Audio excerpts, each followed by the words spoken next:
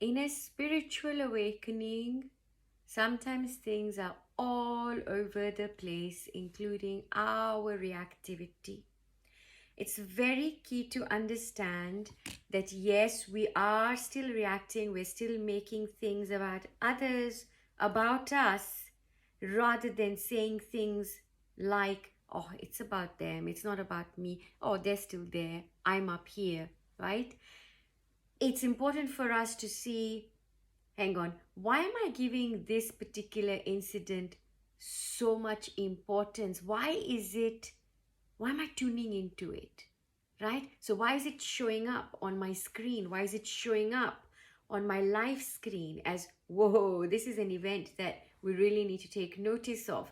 There might be things that people even say just in passing, yet we get personal about it and we take it so personally. We might even put a motive behind what someone else said or someone else did and make it all about us and think, well, you know what, they said this and it was aimed at me, it was aimed at me. Or someone might say something, and this is the incredible thing about a spiritual awakening process, is it'll give you that awareness to shift from having these very, very personal reactions to things and step away, right? And you look at the irrationality of it all.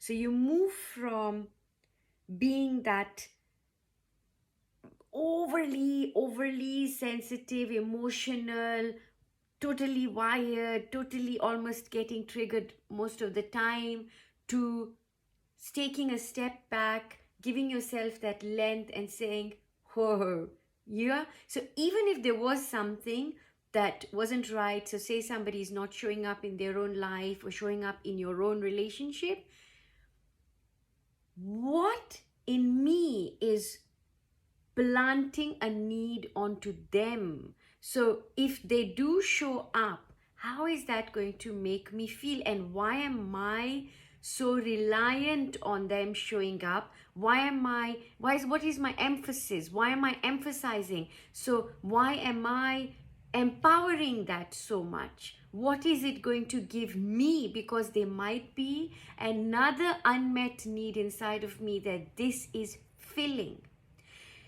It is a very, very delicate and subtle, very, very thin line here, that even when we are going through a spiritual awakening, it's so easy, so easy for us to feel, oh, no, I haven't been triggered, I stepped away, it's not about them, it's not about me, it's about them. And then you sort of move on, but you don't realize the impression that that has already made on you. Not just an impression, but there has been a sensory perception of that. There has been something that you have gathered out of it, and it's going to stick. So it's important for us to really just work out what it is. And then when we work it out, so you let something run its course. If you're going to react, right, rather than you taking the reaction and putting it away, no, let it out, let it out.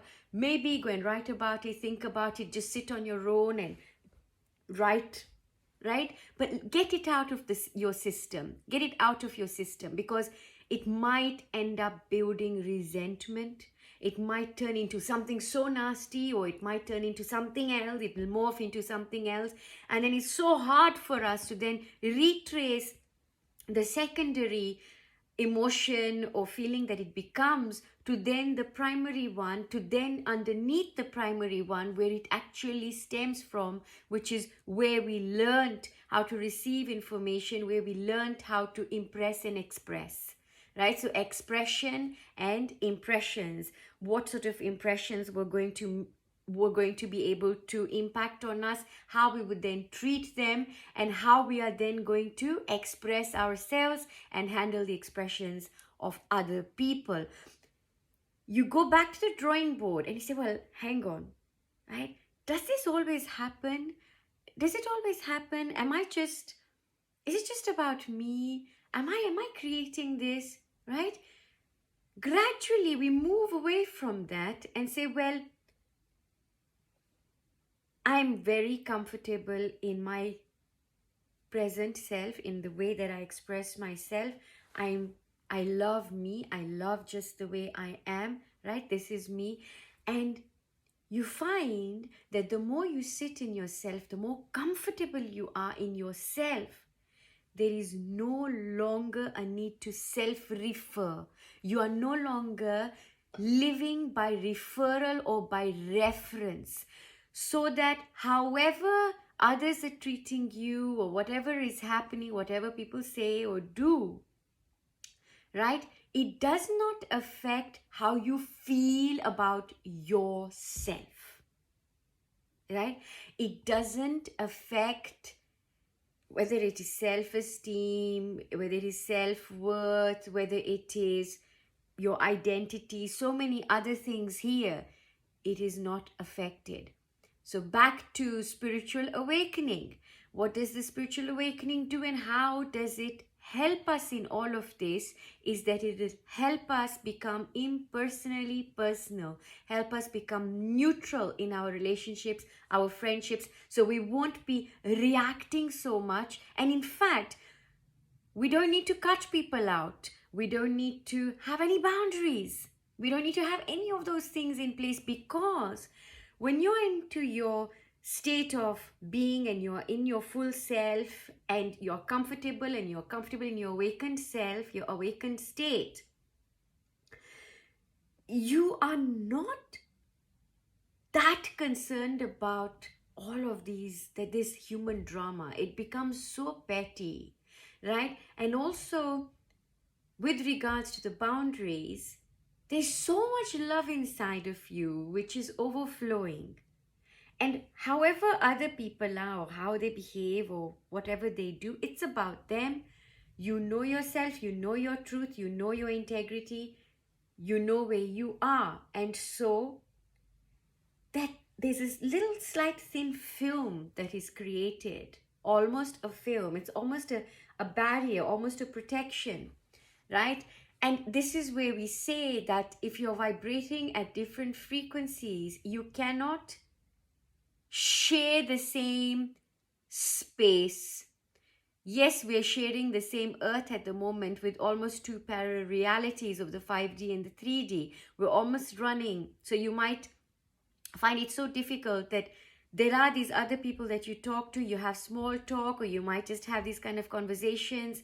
And then there are these other people where you open up, you can have these authentic conversations and then just be yourself, right? So we have these sort of two worlds running in tandem, and eventually one world will sort of fall away.